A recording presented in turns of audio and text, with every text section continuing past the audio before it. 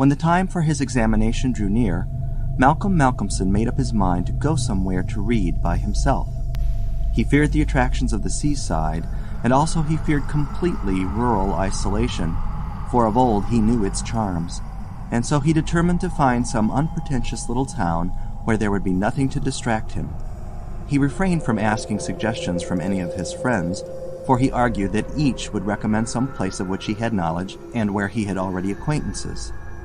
As Malcolmson wished to avoid friends, he had no wish to encumber himself with the attention of friends' friends, and so he determined to look out for a place for himself. He packed a portmanteau with some clothes and all the books he required, and then took ticket for the first name on the local timetable which he did not know. When, at the end of 3 hours' journey, he alighted at Ben Church, he felt satisfied that he had so far obliterated his tracks as to be sure of having a peaceful opportunity of pursuing his studies.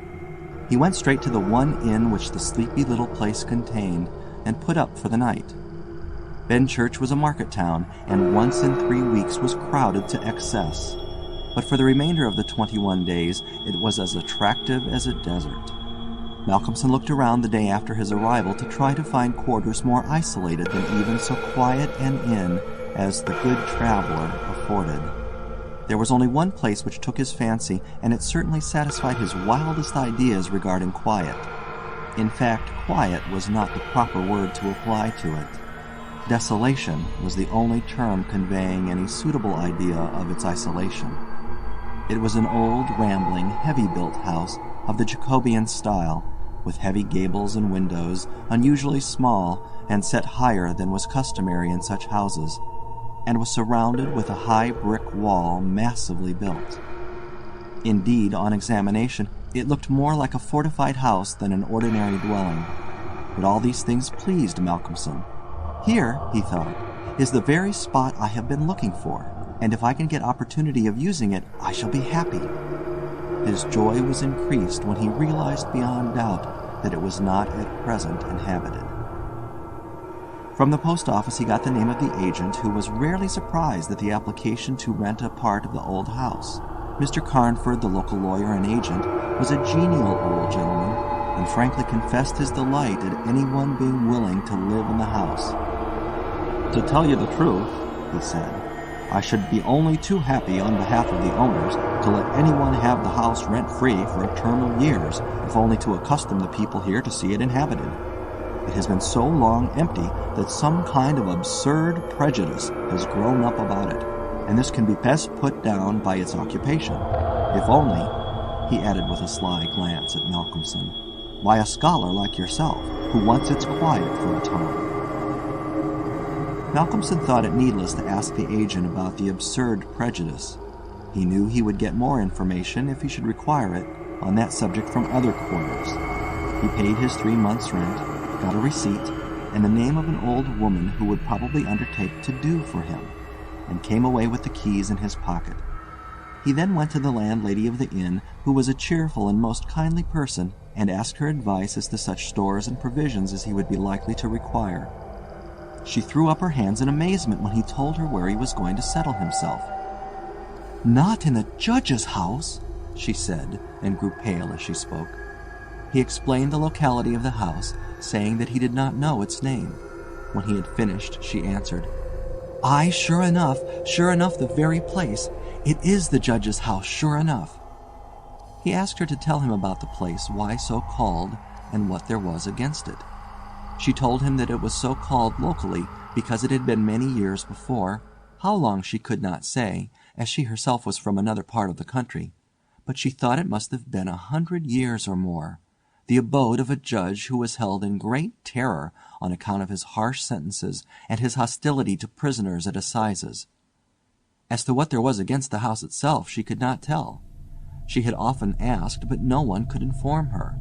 But there was a general feeling that there was something, and for her own part she would not take all the money in Drinkwater's bank and stay in the house an hour by herself. Then she apologized to Malcolmson for her disturbing talk. "It is too bad of me, sir, and you, and a young gentleman too, if you will pardon me saying it, going to live there all alone. If you were my boy, and you'll excuse me for saying it, you wouldn't sleep there a night, not if I had to go there myself and pull the big alarm bell that's on the roof." The good creature was so manifestly in earnest, and was so kindly in her intentions, that Malcolmson, although amused, was touched. He told her kindly how much he appreciated her interest in him, and added, "But my dear Mrs. Witham, indeed you need not be concerned about me. A man who is reading for the mathematical tripos has too much to think of to be disturbed by any of these mysterious somethings, and his work is of too exact and prosaic a kind to allow of his having any corner in his mind for mysteries of any kind. Harmonical progression, permutations and combinations, and elliptical functions have sufficient mysteries for me." Mrs. Witham kindly undertook to see after his commissions, and he went himself to look for the old woman who had been recommended to him. When he returned to the judge's house with her, after an interval of a couple of hours, he found Mrs. Witham herself waiting with several men and boys carrying parcels, and an upholsterer's man with a bed in a car, for, she said, though tables and chairs might be all very well, a bed that hadn't been aired for mayhap 50 years was not proper for young bones to lie on. She was evidently curious to see the inside of the house, and though manifestly so afraid of the somethings that at the slightest sound she clutched on to Malcolmson, whom she never left for a moment, went over the whole place. After his examination of the house, Malcolmson decided to take up his abode in the great dining room, which was big enough to serve for all his requirements, and Mrs. Witham, with the aid of the charwoman, Mrs. Dempster, proceeded to arrange matters. When the hampers were brought in and unpacked, Malcolmson saw that with much kind forethought she had sent from her own kitchen sufficient provisions to last for a few days. Before going she expressed all sorts of kind wishes, and at the door turned and said, "And perhaps, sir, as the room is big and draughty, it might be well to have one of those big screens put round your bed at night, though, to tell the truth, I would die myself if I were to be so shut in with all kinds of things that put their heads round the sides or over the top and look on me." The image which she had called up was too much for her nerves, and she fled incontinently. Mrs. Dempster sniffed in a superior manner as the landlady disappeared, and remarked that for her own part she wasn't afraid of all the bogies in the kingdom. "I'll tell you what it is, sir," she said. "Bogies is all kinds and sorts of things, except bogies. Rats and mice and beetles, and creaky doors and loose slates and broken panes and stiff drawer handles that stay out when you pull them and then fall down in the middle of the night. Look at the wainscot of this room. It is old, hundreds of years old. Do you think there's no rats and beetles there? And do you imagine, sir, that you won't see none of them? Rats is bogies, I tell you, and bogies is rats. And don't you get to think anything else." "Mrs. Dempster," said Malcolmson gravely, making her a polite bow, "you know more than a senior wrangler. And let me say that, as a mark of esteem for your indubitable soundness of head and heart, I shall, when I go, give you possession of this house, and let you stay here by yourself for the last 2 months of my tenancy, for 4 weeks will serve my purpose." "Thank you kindly, sir," she answered, "but I couldn't sleep away from home a night. I am in greenhouse charity, and if I slept the night away from my rooms, I should lose all I have got to live on. The rules is very strict, and there's too many watching for a vacancy for me to run any risks in the matter. Only for that, sir, I'd gladly come here and attend on you altogether during your stay." "My good woman," said Malcolmson hastily, "I have come here on purpose to obtain solitude, and believe me that I am grateful to the late Greenhow for having so organized his admirable charity, whatever it is, that I am perforce denied the opportunity of suffering from such a form of temptation. St. Anthony himself could not be more rigid on the point." The old woman laughed harshly. "Ah, you young gentlemen," she said, "you don't fear for naught, and belike you'll get all the solitude you want here." She set to work with her cleaning, and by nightfall, when Malcolmson returned from his walk, he always had one of his books to study as he walked, he found the room swept and tidied, a fire burning in the old hearth, the lamp lit, and the table spread for supper with Mrs. Witham's excellent fare. "This is comfort indeed," he said as he rubbed his hands. When he had finished his supper and lifted the tray to the other end of the great oak dining table, he got out his books again, put fresh wood on the fire, trimmed his lamp, and set himself down to a spell of real hard work. He went on without pause till about 11 o'clock, when he knocked off for a bit to fix his fire and lamp, and to make himself a cup of tea. He had always been a tea drinker, and during his college life had sat late at work and taken tea late. The rest was a great luxury to him, and he enjoyed it with a sense of delicious, voluptuous ease. The renewed fire leaped and sparkled and threw quaint shadows through the great old room, and as he sipped his hot tea, he reveled in the sense of isolation from his kind. Then it was that he began to notice for the first time what a noise the rats were making. Surely, he thought, they cannot have been at it all the time I was reading. Had they been, I must have noticed it. Presently, when the noise increased, he satisfied himself that it was really new. It was evident that at first the rats had been frightened at the presence of a stranger and the light of the fire and lamp, but that as the time went on they had grown bolder and were now disporting themselves as was their wont. How busy they were, and hark to the strange noises. Up and down behind the old wainscot, over the ceiling and under the floor they raced and gnawed and scratched. Malcolmson smiled to himself as he recalled to mind the saying of Mrs. Dempster, "Bogies is rats, and rats is bogies." The tea began to have its effect of intellectual and nervous stimulus, and he saw with joy another long spell of work to be done before the night was past. And in the sense of security which it gave him, he allowed himself the luxury of a good look around the room. He took his lamp in one hand and went all around, wondering that so quaint and beautiful an old house had been so long neglected. The carving of the oak on the panels of the wainscot was fine, and on and round the doors and windows it was beautiful and of rare merit. There were some old pictures on the walls, but they were coated so thick with dust and dirt that he could not distinguish any detail of them, though he held his lamp as high as he could over his head.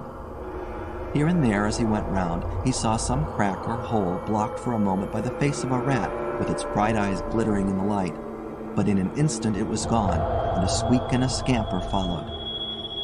The thing that most struck him, however, was the rope of the great alarm bell on the roof, which hung down in a corner of the room on the right-hand side of the fireplace.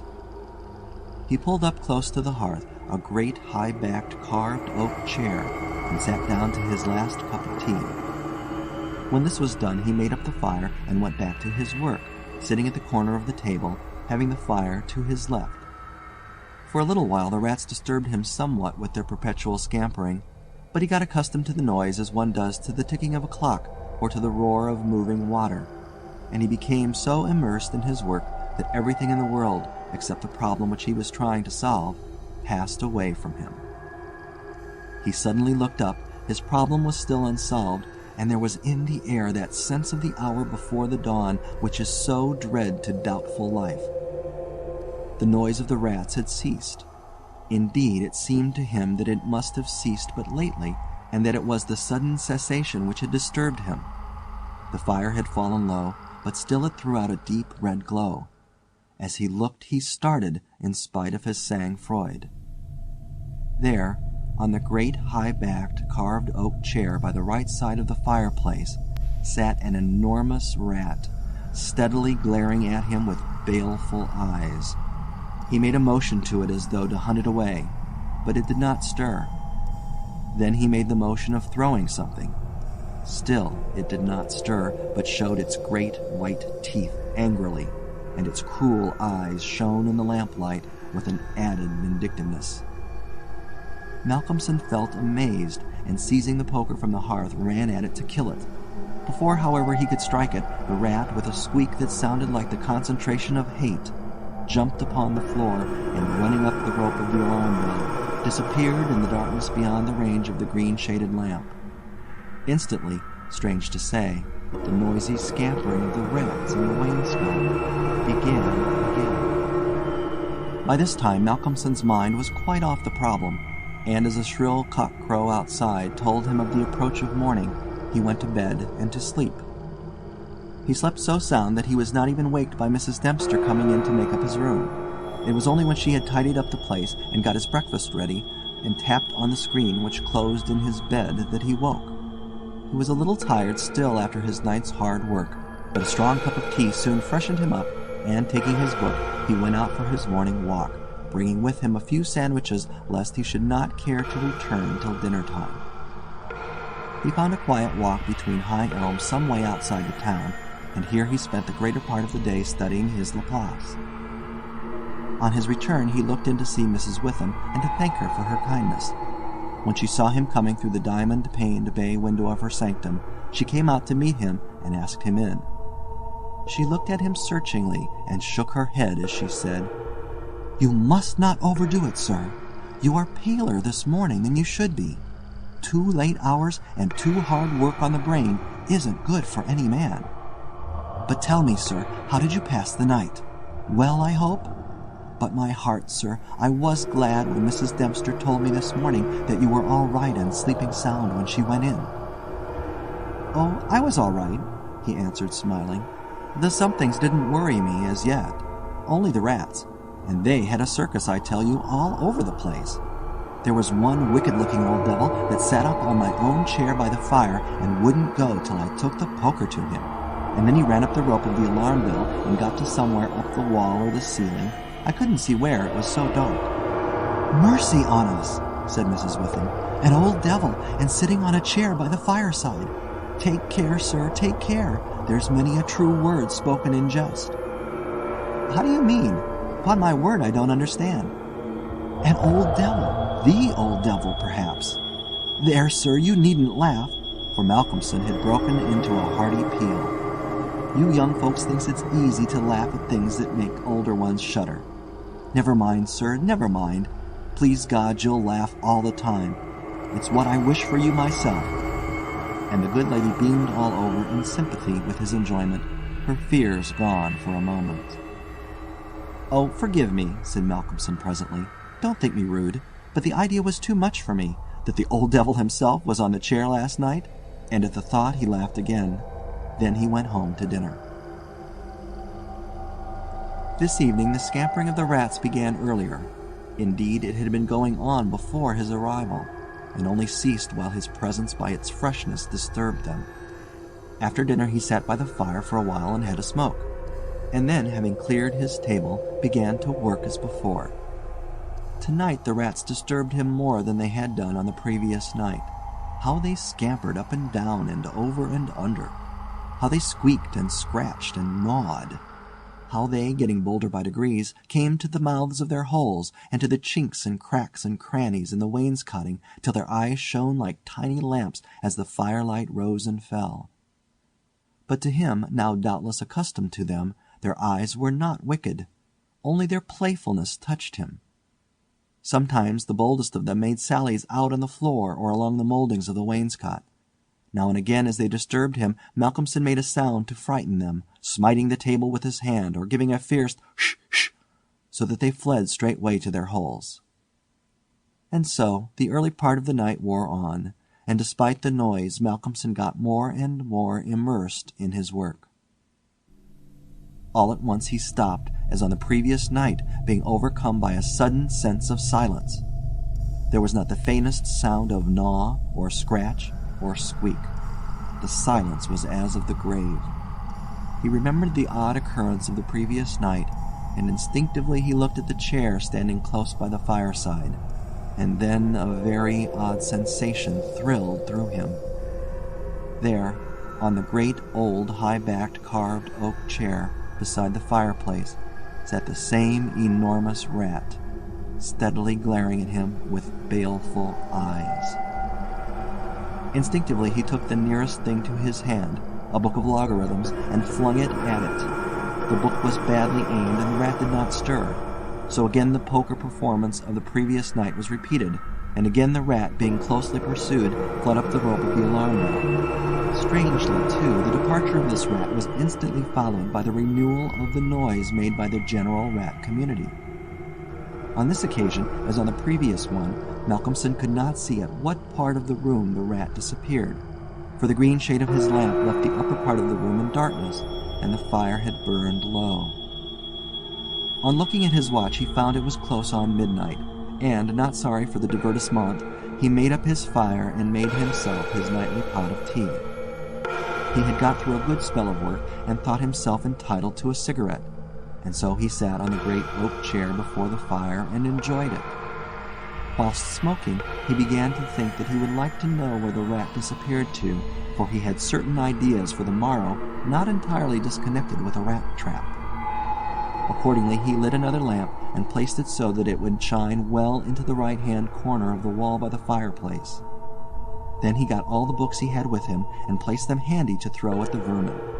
Finally, he lifted the rope of the alarm bell and placed the end of it on the table, fixing the extreme end under the lamp. As he handled it, he could not help noticing how pliable it was, especially for so strong a rope, and one not in use. You could hang a man with it, he thought to himself. When his preparations were made, he looked around and said complacently, "There now, my friend, I think we shall learn something of you this time." He began his work again, and though as before somewhat disturbed at first by the noise of the rats, soon lost himself in his propositions and problems. Again he was called to his immediate surroundings suddenly. This time it might not have been the sudden silence only which took his attention. There was a slight movement of the rope, and the lamp moved. Without stirring, he looked to see if his pile of books was within range, and then cast his eye along the rope. As he looked, he saw the great rat drop from the rope on the oak armchair and sit there glaring at him. He raised the book in his right hand, and taking careful aim, flung it at the rat. The latter, with a quick movement, sprang aside and dodged the missile. He then took another book and a third and flung them one after another at the rat, but each time unsuccessfully. At last, as he stood with a book poised in his hand to throw, the rat squeaked and seemed afraid. This made Malcolmson more than ever eager to strike, and the book flew and struck the rat a resounding blow. And it gave a terrified squeak, and turning on his pursuer a look of terrible malevolence, sprang up the chair back and made a great jump to the rope of the alarm bell and ran up it like lightning. The lamp rocked under the sudden strain, but it was a heavy one and did not topple over. Malcolmson kept his eyes on the rat and saw it by the light of the second lamp leap to a molding of the wainscot and disappear through a hole in one of the great pictures which hung on the wall, obscured and invisible through its coating of dirt and dust. "I shall look up my friend's habitation in the morning," said the student, as he went over to collect his books. "The third picture from the fireplace I shall not forget." He picked up the books one by one, commenting on them as he lifted them. Conic sections he does not mind, nor cycloidal oscillations, nor the Principia, nor quaternions, nor thermodynamics. Now for the book that fetched him. Malcolmson took it up and looked at it. As he did so he started, and a sudden pallor overspread his face. He looked round uneasily and shivered slightly as he murmured to himself, "The Bible my mother gave me. What an odd coincidence." He sat down to work again, and the rats in the wainscot renewed their gambols. They did not disturb him, however. Somehow their presence gave him a sense of companionship. But he could not attend to his work, and after striving to master the subject on which he was engaged, gave it up in despair, and went to bed as the first streak of dawn stole in through the eastern window. He slept heavily but uneasily, and dreamed much. And when Mrs. Dempster woke him late in the morning, he seemed ill at ease, and for a few minutes did not seem to realize exactly where he was. His first request rather surprised the servant. "Mrs. Dempster, when I am out today, I wish you would get the steps and dust or wash those pictures, especially that one third from the fireplace. I want to see what they are." Late in the afternoon Malcolmson worked at his books in the shaded walk, and the cheerfulness of the previous day came back to him as the day wore on, and he found that his reading was progressing well. He had worked out to a satisfactory conclusion all the problems which had yet baffled him, and it was in a state of jubilation that he paid a visit to Mrs. Witham at the Good Traveller. He found a stranger in the cozy sitting room with the landlady, who was introduced to him as Dr. Thornhill. She was not quite at ease, and this, combined with the doctor's plunging at once into a series of questions, made Malcolmson come to the conclusion that his presence was not an accident. So without preliminary, he said, "Dr. Thornhill, I shall with pleasure answer you any question you may choose to ask me, if you will answer me one question first." The doctor seemed surprised, but he smiled and answered at once. "Done. What is it?" "Did Mrs. Witham ask you to come here and see me and advise me?" Dr. Thornhill for a moment was taken aback, and Mrs. Witham got fiery red and turned away, but the doctor was a frank and ready man, and he answered at once and openly. "She did, but she didn't intend you to know it. I suppose it was my clumsy haste that made you suspect. She told me that she did not like the idea of your being in that house all by yourself, and that she thought you took too much strong tea. In fact, she wants me to advise you, if possible, to give up the tea and the very late hours. I was a keen student in my time, so I suppose I may take the liberty of a college man and, without offense, advise you not quite as a stranger." Malcolmson, with a bright smile, held out his hand. "Shake, as they say in America," he said. "I must thank you for your kindness, and Mrs. Witham too, and your kindness deserves a return on my part. I promise to take no more strong tea, no tea at all till you let me, and I shall go to bed tonight at 1 o'clock at the latest. Will that do?" "Capital," said the doctor. "Now tell us all that you noticed in the old house." And so Malcolmson then and there told in minute detail all that had happened in the last 2 nights. He was interrupted every now and then by some exclamation from Mrs. Witham, till finally when he told of the episode of the Bible, the landlady's pent-up emotions found vent in a shriek, and it was not till a stiff glass of brandy and water had been administered that she grew composed again. Dr. Thornhill listened with a face of growing gravity, and when the narrative was complete and Mrs. Witham had been restored, he asked, "The rat always went up the rope of the alarm bell?" "Always." "I suppose you know," said the doctor after a pause, "what the rope is?" "No." "It is," said the doctor slowly, "the very rope which the hangman used for all the victims of the judge's judicial rancor." Here he was interrupted by another scream from Mrs. Witham, and steps had to be taken for her recovery. Malcolmson, having looked at his watch and found that it was close to his dinner hour, had gone home before her complete recovery. When Mrs. Witham was herself again, she almost assailed the doctor with angry questions as to what he meant by putting such horrible ideas into the poor young man's mind. "He has quite enough there already to upset him," she added. Dr. Thornhill replied, "My dear madam, I had a distinct purpose in it. I wanted to draw his attention to the bell rope, and to fix it there. It may be that he is in a highly overwrought state, and has been studying too much, although I am bound to say that he seems as sound and healthy a young man, mentally and bodily, as ever I saw. But then the rats, and that suggestion of the devil." The doctor shook his head and went on. "I would have offered to go and stay the first night with him, but that I felt sure it would have been a cause of offense. He may get in the night some strange fright or hallucination, and if he does, I want him to pull that rope. All alone as he is, it will give us warning, and we may reach him in time to be of service. I shall be sitting up pretty late tonight, and shall keep my ears open. Do not be alarmed if Benchurch gets a surprise before morning." "Oh, doctor, what do you mean? What do you mean?"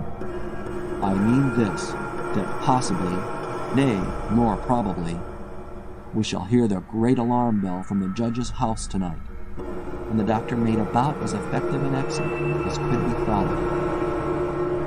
When Malcolmson arrived home, he found that it was a little after his usual time, and Mrs. Dempster had gone away.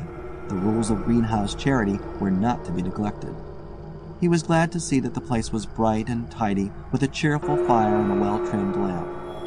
The evening was colder than might have been expected in April, and a heavy wind was blowing with such rapidly increasing strength that there was every promise of a storm during the night.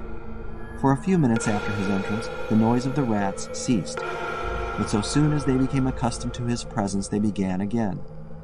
He was glad to hear them, for he felt once more the feeling of companionship in their noise, and his mind ran back to the strange fact that they only ceased to manifest themselves when that other, the great rat with the baleful eyes, came upon the scene. The reading lamp only was lit, and its green shade kept the ceiling and the upper part of the room in darkness, so that the cheerful light from the hearth spreading over the floor and shining on the white cloth laid over the end of the table was warm and cheery. Malcolmson sat down to his dinner with a good appetite and a buoyant spirit. After his dinner and a cigarette, he sat steadily down to work, determined not to let anything disturb him, for he remembered his promise to the doctor and made up his mind to make the best of the time at his disposal. For an hour or so he worked all right, and then his thoughts began to wander from his books. The actual circumstances around him, the calls on his physical attention, and his nervous susceptibility were not to be denied. By this time the wind had become a gale, and the gale a storm. The old house, solid though it was, seemed to shake to its foundations, and the storm roared and raged through its many chimneys and its queer old gables, producing strange, unearthly sounds in the empty rooms and corridors. Even the great alarm bell on the roof must have felt the force of the wind, for the rope rose and fell slightly, as though the bell were moved a little from time to time, and the limber rope fell on the oak floor with a hard and hollow sound. As Malcolmson listened to it, he bethought himself of the doctor's words. "It is the rope which the hangman used for the victims of the judge's judicial rancor." And he went over to the turner of the fireplace and took it in his hand to look at it. There seemed a sort of deadly interest in it, and as he stood there he lost himself for a moment in speculation as to who these victims were, and the grim wish of the judge to have such a ghastly relic ever under his eyes. As he stood there, the swaying of the bell on the roof still lifted the rope now and again, but presently there came a new sensation, a sort of tremor in the rope, as though something was moving along it. Looking up instinctively, Malcolmson saw the great rat coming slowly down towards him, glaring at him steadily. He dropped the rope and started back with a muttered curse, and the rat, turning, ran up the rope again and disappeared, and at the same instant Malcolmson became conscious that the noise of the rats, which had ceased for a while, began again. All this set him thinking, and it occurred to him that he had not investigated the lair of the rat or looked at the pictures as he had intended. He lit the other lamp without the shade, and, holding it up, went and stood opposite the third picture from the fireplace on the right-hand side where he had seen the rat disappear on the previous night. At the first glance he started back so suddenly that he almost dropped the lamp, and a deadly pallor overspread his face. His knees shook, and heavy drops of sweat came on his forehead, and he trembled like an aspen.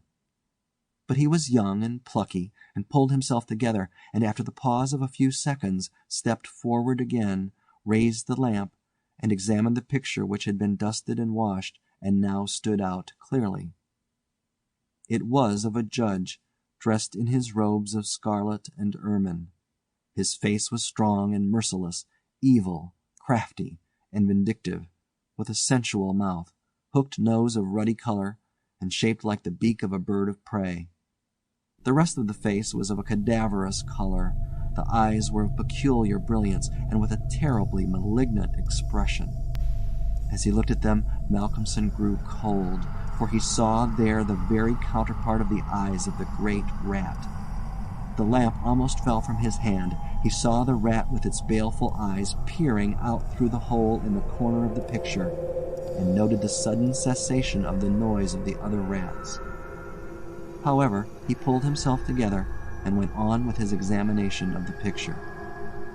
The judge was seated in a great high-backed carved oak chair on the right side of a great stone fireplace where, in the corner, a rope hung down from the ceiling, its end lying coiled on the floor. With a feeling of something like horror, Malcolmson recognized the scene of the room as it stood, and gazed around him in an awe-struck manner as though he expected to find some strange presence behind him. Then he looked over to the corner of the fireplace, and with a very loud cry he let the lamp fall from his hand. There, in the judge's armchair, with the rope hanging behind, sat the rat with the judge's baleful eyes, now intensified and with a fiendish leer. Save for the howling of the storm without, there was silence. The fallen lamp recalled Malcolmson to himself. Fortunately, it was of metal, and so the oil was not spilt. However, the practical need of attending to it settled at once his nervous apprehensions. When he had turned it out, he wiped his brow and thought for a moment. "This will not do," he said to himself. If I go on like this, I shall become a crazy fool. This must stop. I promised the doctor I would not take tea. Faith, he was pretty right. My nerves must have been getting into a queer state. Funny I did not notice it. I never felt better in my life. However, it is all right now, and I shall not be such a fool again. Then he mixed himself a good stiff glass of brandy and water and resolutely sat down to his work. It was nearly an hour when he looked up from his book, disturbed by the sudden stillness. Without, the wind howled and roared louder than ever, and the rain drove in sheets against the windows, beating like hail on the glass. But within there was no sound whatever, save the echo of the wind as it roared in the great chimney, and now and then a hiss as a few raindrops found their way down the chimney in a lull of the storm. The fire had fallen low and had ceased to flame, though it threw out a red glow. Malcolmson listened attentively, and presently heard a thin, squeaking noise, very faint. It came from the corner of the room where the rope hung down, and he thought it was the creaking of the rope on the floor as the swaying of the bell raised and lowered it. Looking up, however, he saw in the dim light the great rat clinging to the rope and gnawing it. The rope was already nearly gnawed through. He could see the lighter color where the strands were laid bare. As he looked, the job was completed, and the severed end of the rope fell clattering on the oaken floor, whilst for an instant the great rat remained like a knob or tassel at the end of the rope, which now began to sway to and fro. Malcolmson felt for a moment another pang of terror as he thought that now the possibility of calling the outer world to his assistance was cut off. But an intense anger took its place, and seizing the book he was reading, he hurled it at the rat. The blow was well aimed, but before the missile could reach him, the rat dropped off and struck the floor with a soft thud. Malcolmson instantly rushed over towards him, but it darted away and disappeared in the darkness of the shadows of the room. Malcolmson felt that his work was over for the night, and determined then and there to vary the monotony of the proceedings by a hunt for the rat, and took off the green shade of the lamp so as to ensure a wider spreading light. As he did so, the gloom of the upper part of the room was relieved, and in the new flood of light, great by comparison with the previous darkness, the pictures on the wall stood out boldly. From where he stood, Malcolmson saw right opposite to him the third picture on the wall from the right of the fireplace. He rubbed his eyes in surprise, and then a great fear began to come upon him. In the center of the picture was a great irregular patch of brown canvas, as fresh as when it was stretched on the frame. The background was as before, with chair and chimney corner and rope, but the figure of the judge had disappeared. Malcolmson, almost in a chill of horror, turned slowly round, and then he began to shake and tremble like a man in a palsy.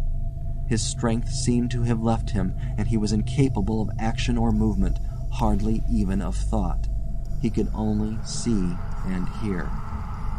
There, on the great high-backed carved oak chair, sat the judge in his robes of scarlet and ermine, with his baleful eyes glaring vindictively and a smile of triumph on the resolute, cruel mouth as he lifted with his hands a black cap.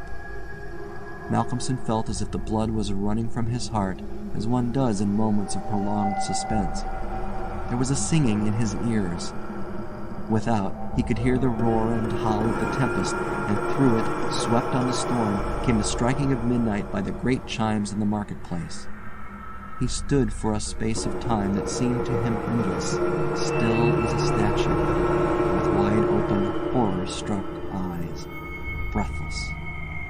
As the clock struck, so the smile of triumph on the judge's face intensified, and at the last stroke of midnight he placed the black cap on his head. Slowly and deliberately the judge rose from his chair and picked up the piece of the rope of the alarm bell which lay on the floor, drew it through his hands as if he enjoyed its touch, and then deliberately began to knot one end of it, fashioning it into a noose. This he tightened and tested with his foot, pulling hard at it till he was satisfied, and then making a running noose of it, which he held in his hand. Then he began to move along the table on the opposite side to Malcolmson, keeping his eyes on him until he had passed him, when with a quick movement he stood in front of the door. Malcolmson then began to feel that he was trapped, and tried to think of what he should do. There was some fascination in the judge's eyes which he never took off him, and he had perforce to look. He saw the judge approach, still keeping between him and the door, and raise the noose and throw it towards him as if to entangle him. With a great effort he made a quick movement to one side and saw the rope fall beside him, and heard it strike the oaken floor. Again the judge raised the noose and tried to ensnare him, ever keeping his baleful eyes fixed on him, and each time by a mighty effort the student just managed to evade it. So this went on for many times, the judge seeming never discouraged nor discomposed at failure, but playing as a cat does with a mouse. At last, in despair, which had reached its climax, Malcolmson cast a quick glance round him. The lamp seemed to have blazed up, and there was a fairly good light in the room. At the many rat holes and in the chinks and crannies of the wainscot he saw the rat's eyes, and this aspect, that was purely physical, gave him a gleam of comfort. He looked around and saw that the rope of the great alarm bell was laden with rats. Every inch of it was covered with them, and more were pouring through the small circular hole in the ceiling whence it emerged, so that with their weight the bell was beginning to sway. Hark! It had swayed till the clapper had touched the bell. The sound was but a tiny one, but the bell was only beginning to sway, and it would increase. At the sound, the judge, who had been keeping his eyes fixed on Malcolmson, looked up, and a scowl of diabolical anger overspread his face. His eyes fairly glowed like hot coals, and he stamped his foot with a sound that seemed to make the house shake. A dreadful peal of thunder broke overhead as he raised the rope again, whilst the rats kept running up and down the rope as though working against time. This time, instead of throwing it, he drew close to his victim and held open the noose as he approached. As he came closer, there seemed something paralyzing in his very presence, and Malcolmson stood rigid as a corpse. He felt the judge's icy fingers touch his throat as he adjusted the rope. The noose tightened. Then the judge, taking the rigid form of the student in his arms, carried him over and placed him standing in the oak chair, and stepped up beside him, put his hand up and caught the end of the swaying rope of the alarm bell. As he raised his hand, the rats fled squeaking and disappeared through the hole in the ceiling. Taking the end of the noose which was round Malcolmson's neck, he tied it to the hanging bell rope, and then descending, pulled away the chair. When the alarm bell of the judge's house began to sound, a crowd soon assembled. Lights and torches of various kinds appeared, and soon a silent crowd was hurrying to the spot. They knocked loudly at the door, but there was no reply. Then they burst in the door and poured into the great dining room, the doctor at the head. There, at the end of the rope of the great alarm bell, hung the body of the student, and on the face of the judge in the picture was a malignant smile. End of The Judge's House by Bram Stoker.